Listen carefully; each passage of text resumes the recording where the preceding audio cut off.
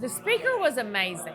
She was engaging, she was interesting, and I've been a dentist for 23 years now, and she actually got me thinking a little bit differently about my practice and things I could do and need to do to take my practice to the next step.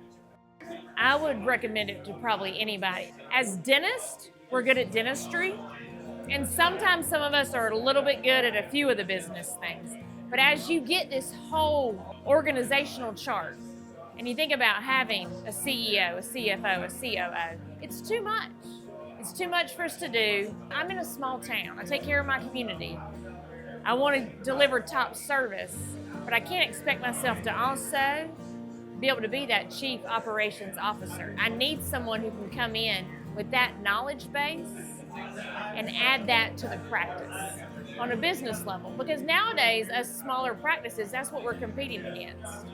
And what Marni offers can bring in that higher level business acumen, and I can maintain those values of great dental care, and it can come together. I don't have to do it all.